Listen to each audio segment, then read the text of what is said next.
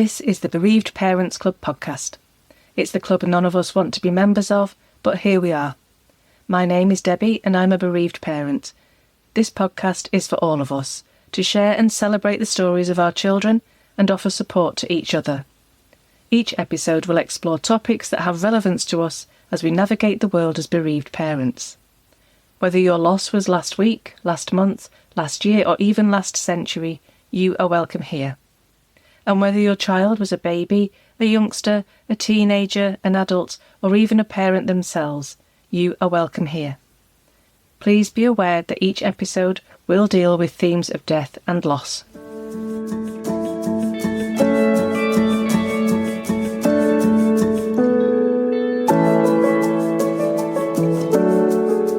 So today, my guest is Sharon Huddleston.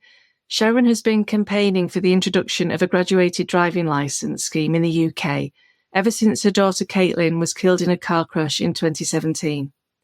Caitlin was the passenger of a driver who'd only held a licence for 4 months and whose inexperience contributed to the fatal outcome. Sharon is here to tell us about her lovely daughter, her grief, and her determination to make our roads safer. Sharon, welcome. Thank you for joining me today. Before we introduce the work that you've been doing around road safety, would you tell us a little bit more about yourself, about Caitlin, and about your loss? Thank you, Debbie. Thank you for that introduction. So yes, my name is Sharon Huddleston and I am the mother of Caitlin Huddleston, and I'm also the founder of Caitlin's campaign. Caitlin is my youngest child of 3 and she has an older sister and an older brother, and she is an auntie of 2 boys, which are her sister's children. Now, Caitlin was very quietly spoken. She was a very gentle and shy girl, and she was very thoughtful as well. She was very sensitive, and she was a little homebody as well. She was still at that age where she liked still doing things with me and her dad. And I don't know whether that's because she was the youngest of the 3 and I kept her the baby of the family, but me and her were very, very close, which I am with all 3 of my children. She loved her music, and her taste in music was very similar to what me and her dad liked. Absolutely loved Fleetwood Mac. She liked Kate Bush, and she took drama at school and actually danced to Kate Bush's song in her drama exam, which is the song that has recently come back in the charts again, the Running Up That Hill, which that was something that I desperately wanted to tell her about, actually. And she loved 80s music. She loved watching TV. As I say, she was at home all the time kind of thing. She loved Game of Thrones. She loved that programme. Her and her dad used to love watching that together. And her dream job would have been to be a criminologist, actually. And she loved true life murder mysteries that she always used to watch on TV. And as I say, we were very close as mother and daughter, and she had a lot of good friends, a lot of good work colleagues too. She worked in a cafe at Ravenglass Railway, and she loved her work colleagues there. And they kept her, as a bit like me, they kept the baby of the work colleagues there because she was the youngest one there, and they used to mother her. And her nickname at work was Odes, after Audrey Hepburn, because Caitlin had this lovely long black hair, and she, of course, working in a cafe, had to wear it up, and so mainly her hair was tied up in a bun all the time, and she had such petite features that was her nickname at work was Odes. And the staff there have planted a tree in memory of Caitlin, and on the plaque that they've put underneath the tree it says, in memory of a special work colleague, our Odes. Yeah, lovely thing for them to do in memory of Caitlin. So I'll go on now to that evening that tragically changed our lives forever.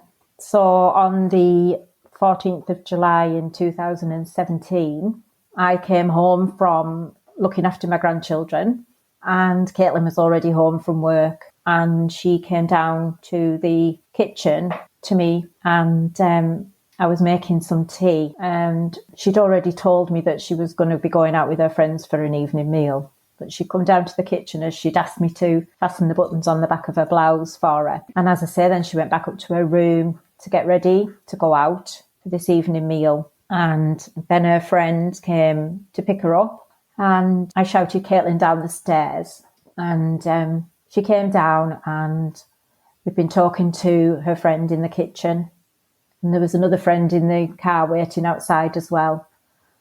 And just before Caitlin left, she turned to me and she just asked, "Do I look all right, Mum?" And I said, "Yeah." She always looked all right in my eyes. She was my baby, my daughter. She was beautiful. And then I just saw the back of her head as she shut the back door, the long dark hair as she left. And that was the last time that I saw Caitlin alive. Sadly, on the journey to the restaurant, there was a collision, and the driver had entered a bend a little too fast in this rural road that they were travelling on in Cumbria. And unfortunately, she lost control of the car and it spun onto the opposite side of the road. And unfortunately, there was a van travelling in the opposite direction on the other side of the road. And the car spun into the van. And this meant that the full impact of the collision went into the front passenger door where Caitlin was sitting. And so Caitlin was crushed and died on impact, I've been told. Now, the driver also was killed in this collision, and the backseat passenger was severely injured, as was the van driver. This was the first time Caitlin had been in her friend's car. Caitlin herself couldn't drive, and the backseat passenger couldn't drive. So there was nobody in the car to advise the driver to maybe slow down a little bit as they were coming up to a bend in the road. So, yeah. Oh, Sharon, I'm so sorry. Thank you. So, in the aftermath of what happened with Caitlin, I mean, obviously this is a devastating time for your family, but you've taken on a real campaign role about campaigning for better road safety. So can you tell us a little bit more about how that emerged from what happened with Caitlin? Obviously, I was in very deep shock and grief for Caitlin. My world revolved around my children, and to have one taken from me, I didn't know how I was going to go on without her. And I was a bit like a zombie, actually, walking around. And I basically couldn't do anything, and I had no energy. And my escape from it all, from the realisation or the reality of it all, I should say, was to sleep. I just wanted to sleep. A lot of people find that they can't sleep in these circumstances, but that was my escape, was to sleep. And I was in a world that I didn't want to be in anymore, to tell you the truth. And I wasn't really receiving any support, I felt, from anywhere. But I had been given, on the day that we identified Caitlin, I'd been given by the police a green folder, and it had break written on it. And I decided one night, I was reading through it and I thought, I'm going to get in touch with them. So the next morning I rang them, and I am just so grateful that I'd been given that booklet, and break were a lifesaver for me. They fully supported me, let me talk for however long I wanted on the phone, and then they made me aware of all the risks that are posed to young drivers. And that was then when they told me about a graduated driving licence that is law in other countries. And this sudden realisation to me that if we'd have had that law in the UK, then this crash wouldn't have happened. Caitlin wouldn't have been killed in a newly qualified driver's car, and the driver wouldn't have taken that journey that evening because by law she wouldn't have been allowed to carry passengers being newly qualified. And so that realisation that this crash was preventable, and these 4 families that were devastated by this crash, wouldn't be going through all this if we'd have just had that law in the UK. And so from then on, I kind of started researching. Can you explain a little bit for listeners about what a graduated driving licence scheme might involve? Yeah, so in other countries, such as New Zealand, Australia, Canada, Austria, there's so many other countries that it's in, many states in the USA as well. It's what is put on young, newly qualified drivers.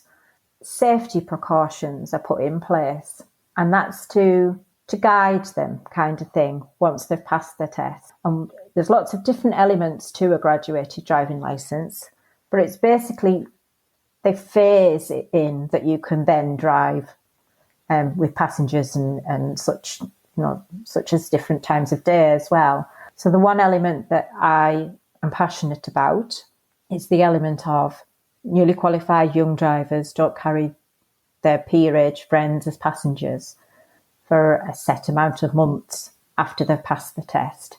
But as I say, in other countries, there's lots of different elements to it, such as nighttime driving as well. And then there's also, before you pass your test, there's also an element of you have to drive for a certain amount of hours and have a logbook of logging these hours that you drive for before you can actually be put in for your test. Now in Australia, it's 120 hours you have to take before you can actually even be put in for your test. But as I say, it's not one size fits all. It's whatever country picks and chooses what they want within this graduated driving licence system. They choose what they would like to implement. But unfortunately, the UK doesn't have anything. We let a 17-year-old minor, because our law is that they're not an adult until they're 18 or classed as an adult. So we will let a 17-year-old who maybe only have been driving for a matter of, or learning to drive for a matter of weeks, on the day they pass the test, they can go and take all their friends in the car, drive on any kind of road, in whatever weather, at any time of day. We don't have any safety precautions in place in this country. And that's what we're trying to campaign for and get put in place to help save young lives on our roads. As in every country that it's been implemented in, there is a staggering amount of evidence that it reduces young deaths on our roads. So I think that that's quite an important message for people to understand, that actually it makes a difference. This is a practical, evidenced road safety measure. Actually, yeah, all the evidence is actually compelling, that it works in other countries. And unfortunately, our government have been ignoring all this evidence for many years now. But fingers crossed, now that we've got a new government in place, things might turn, Well, that's it. It's going to be fresh eyes and fresh ears, isn't it? If nothing else. And I think as well, what about me, like speaking tonight on a podcast or wherever, on a radio show or whatever, what I'm trying to do is to raise awareness about this law, because I have so many people say to me, what is a graduated driving licence? And that's the sad thing. I didn't know anything about a graduated driving licence beforehand. For me, I thought that motorways were the dangerous roads. But now, because of all my research and being in contact with so many researchers and road safety charities, I have now been made aware of the dangers of rural roads to young drivers. And that's what I need to get across to parents and teenagers. That, like I say, I didn't know that the leading cause of death in our younger generation was road traffic collisions. But most people think nothing of climbing into a car and driving a short or long distance daily. But in reality, 5 people die a day on UK roads and 80 people are injured a day. And in 2022, there were 4,935 people that were killed or seriously injured in crashes involving at least one young driver. Now, this includes other road users of all ages, such as people travelling in separate cars or pedestrians. And I don't think people realise the actual horrific amount that there is. And I just think that's an important thing to let people realise as well. I didn't know that. And as I say, I didn't know that rural roads were where most young drivers have collisions. And 71% of fatal crashes involving young drivers happen on rural roads. And this is the message that I'm wanting to get out, and just explain to people the positives of a graduated driving licence, because we do find that media tend to report negatively on it. They use the word like restricting and banning and that kind of thing. And, to say that it's restricting young drivers, well, no, it's not. We're wanting to save their lives. It's proven to save young lives on the roads. The people that are restricted is my daughter and her friend. They've had their lives taken from them, and they're now buried in a churchyard at the age of 18. So to say that it's restricting, no, it's not. It's to give children a better future in life, to protect them in the most dangerous parts of driving, which is the first 6 months after learning, after passing your test. Know that 1 in 5 young drivers will have a crash in that time. So, as I say, it's safety precautions that we need. Well, thank you for explaining that, because I think that'd be really useful for people listening, because I would have only been able to hazard a guess about what that might have meant. So it's really helpful to have it spelled out more clearly for me. So thank you, Sharon. Will you tell us a little bit about how you began doing the campaigning, sort of what Caitlin's message is, and perhaps tell us a little bit about Forget Me Not Families Uniting? Yeah, well, as I say, once I'd found out about a graduated driving licence, I also found out that I could ask the coroner at Caitlin's inquest to back this law being implemented in our country. So at Caitlin's inquest, I asked for a Preventing Future Deaths report. The coroner would write to the Department for Transport requesting that this is implemented, and it's to stop other young deaths from happening in the same circumstances as what Caitlin was killed in. That's why it's called a Preventing Future Deaths report. And luckily at Caitlin's inquest, the coroner, which we were very grateful for, he said yes, he would write the report. And that was amazing, actually, for him to do this. Then after that, I thought, well, if a coroner's backing it, surely I need to start campaigning about it. That the media all picked up on the inquest and that the coroner had backed the calls for this to be implemented as a law. And so I thought, well, I think I should maybe start campaigning about this. So then I decided that I would. And I came up with the name Caitlin's Campaign. And we launched Caitlin's Campaign on what would have been Caitlin's 19th birthday. And that was in 2018. So it was just after the inquest, which was in the September. And we launched it on Caitlin's birthday, which is the 23rd of November. And strangely enough, her birthday always falls during Breaks Road Safety Week as well, actually. And that's very strange, with Caitlin being killed in a road traffic collision, that her birthday falls during that week. So we launched Caitlin's Campaign. Then I carried on working very closely with Break, and they put me in touch with Edmund King from the AA, and he was doing a campaign about rural roads and young drivers. And he asked, could he use Caitlin's story to be part of his campaign? And so then there was a 1-hour radio show that was dedicated to the last hour of Caitlin's life, and it was called Caitlin's Hour. And it was just giving evidence and raising awareness of the dangers of rural roads to young drivers. And after working with Edmund, I put forward to him that I wanted to, as I've said before, I wanted to raise awareness to as many parents and teenagers as possible about the dangers posed to them after passing their test. And so me and Edmund together then produced the Caitlin's Message information pages. And these were published in the First Car magazine, which is handed out to teenagers and for their parents as well.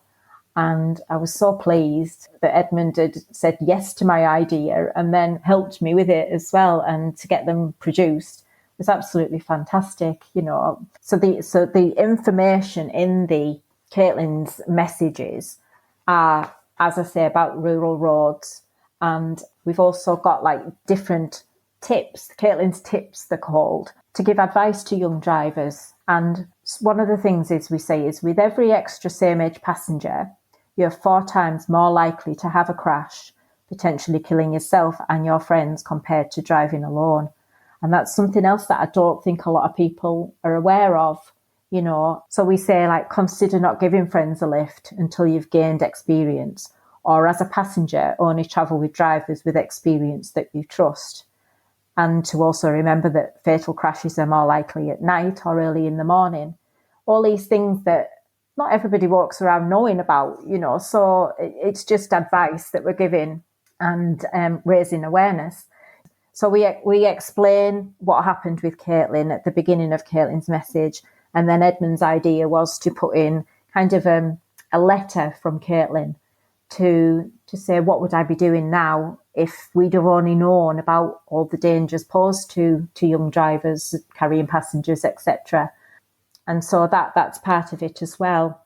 So that was how Caitlin's campaign came about, was really from after the inquest, and also from me finding out about graduated driving licence through Break. And so thinking, I've got to campaign for this because Caitlin would be alive if we'd have had this law. And then my work carrying on with my campaigning has put me in touch with so many people that, like I say, I now work alongside Edmund from the AA, and we came up with Caitlin's message. And the Caitlin's Hour actually won an award for the radio show, which was absolutely fantastic as well. So then from then, I thought, well, it's now 6 years that I've been campaigning for a graduated driving licence. And I thought, well, there must be lots of other parents out there. I do have contact with a few parents through Break and Road Peace, the national charity for road crash victims too. And so last year I just came up with an idea that rather than campaigning solely on my own, if we all got together, our voices would be stronger and louder. And I put the idea to Break and Road Peace, and they fully backed me and said, yes, that's a great idea. And then I contacted a couple of other parents that I knew and said about it, and they thought it was a great idea as well. And so then Rebecca Morris from Road Peace, who helps me with the campaign, she said to me, you're going to have to think of a name, Sharon, for this group that you're putting together. And I thought, well, I feel that our children are forgotten by government, actually, that road deaths are accepted, that there's no MPs standing up or ministers shouting about all these road deaths. As I say, it's the leading cause of death in 17 to 24-year-olds and the main cause of death worldwide. And so I thought, forget-me-nots, forget-me-not flowers. Our children shouldn't be forgotten. And I thought, forget-me-not families, and we are uniting. So I came up with the name Forget-me-not Families Uniting. And from there, the group has just grown and grown. And speaking more about it as well, because we launched it actually this year in April. And myself and Dr. Ian Greenwood, who campaigns also for a graduated driving licence, and he's a bereaved father, we were invited on BBC Breakfast to speak about launching the Forget-me-not Families Uniting. And from there, actually, we had a lot more families come forward. And after that, we then spoke on the Jeremy Vine Radio 2 show. And every time we speak publicly about the group being formed, we're getting more and more families coming forward.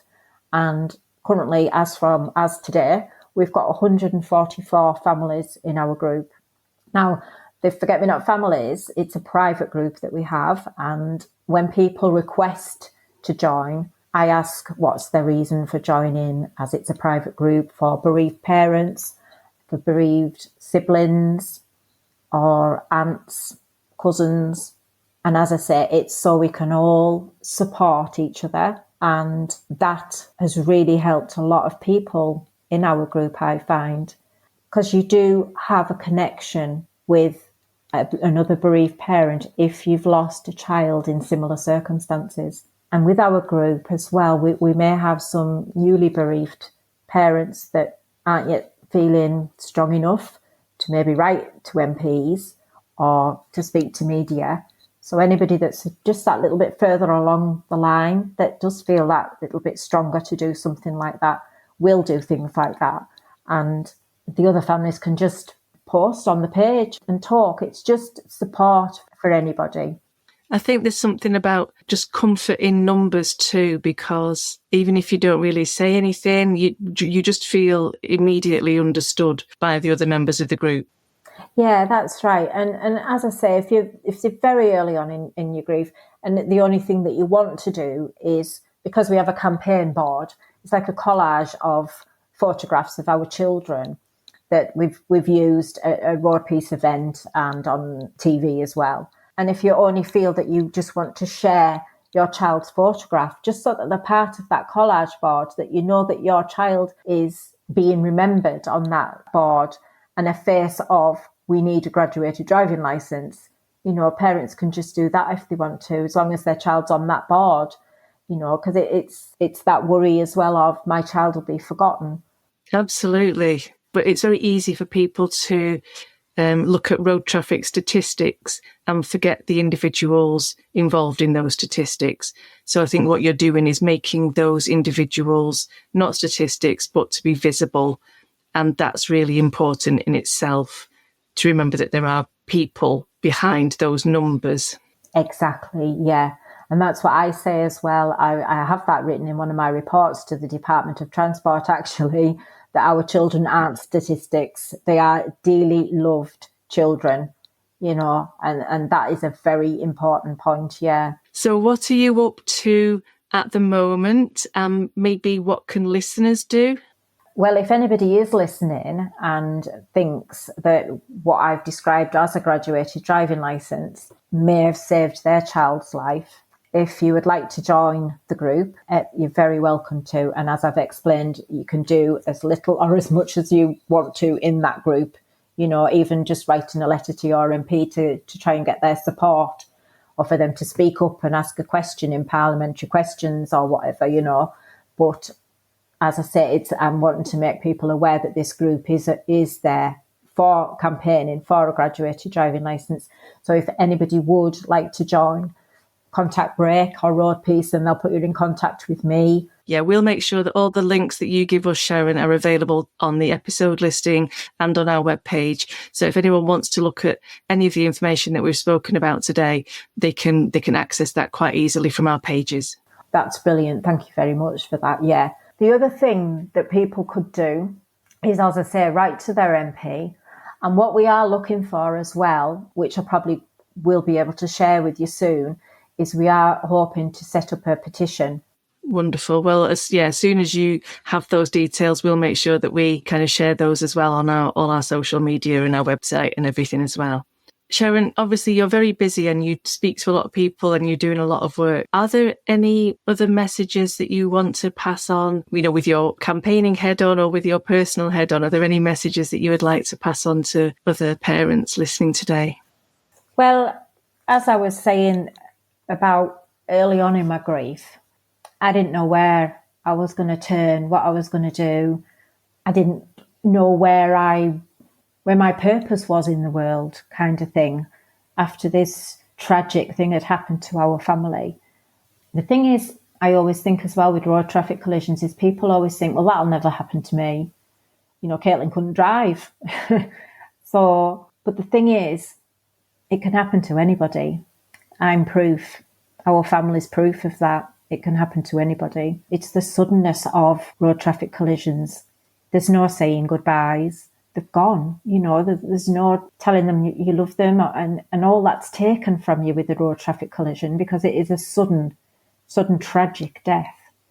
But what I want to say to anybody that is maybe in my position and is listening is that doing this, like what I'm doing now, the campaigning and raising awareness, gives me a purpose in life. And doing this daily, it's now like a full-time job for me, kind of thing. That's my choice to do that. I want to do it. But the positive side of it is that I get to talk about Caitlin all the time. And that's the one worry that I think bereaved parents have, like I said earlier, is that their child's name might not be spoken as often as it should be, or as often as it would have been if they were still here. And with me doing this, I'm talking about Caitlin all the time, and that's a blessing for me. And that a feeling of that I've still got Caitlin close to me. I'm still her mum. I'm still, got her actively in my life. She may not be physically here, but me writing reports, I'm writing about Caitlin, with me speaking, such as in a podcast or in an interview, I'm talking about Caitlin, and so that's what keeps me with a focus kind of thing and a closeness to Caitlin. I'm doing this like any mother or parent would for their child. And that's important to me, that I'm still thought of as Caitlin's mum, if that makes sense, what I've just said. That makes complete sense. Here I am doing a podcast, and the person who inspired that for me is Dan. And every time I do a podcast, I get the chance to talk about him again. So I absolutely understand your motivation for doing what you're doing, Sharon. Is there anything else that you feel that we've not covered at all that you wanted to speak about? I just want to say to anybody out there that has lost a child in a road traffic collision like you and I have, that Break and Road Peace are wonderful charities. And I honestly don't know where I would be without them. And so I would advise anybody, if they're struggling, pick the phone up and speak to the charities, because they are, as I say, they were my lifeline. Thank you, Sharon. We always ask our guests to tell us a little something that they're grateful for at the end of a podcast. Usually something lighthearted, because obviously we're talking about really intense things and people will have a lot to think about when we've spoken about these topics. So, Sharon, can I ask you what you're grateful for? Yeah, the thing that I'm grateful for is wine, chocolate, and my bath. I love my bath. So the thing is with that question is that, as I say, at the end of the day, it's just lovely to have a nice glass of wine, isn't it? And through the day, it's nice to grab a bit of chocolate just for that little bit of feel-good moment. And I know that Caitlin would agree totally, 100% with me. So after we've had this podcast, then you're off for wine and chocolate in the bath? Yes. That was my conversation with Sharon Huddleston, Caitlin's mum. For more details about everything we've talked about today, please check out our episode listing and website. I would be really grateful if you would spread the word about the podcast and share wherever you can on your social media, by word of mouth, however you can. This episode is dedicated to Caitlin.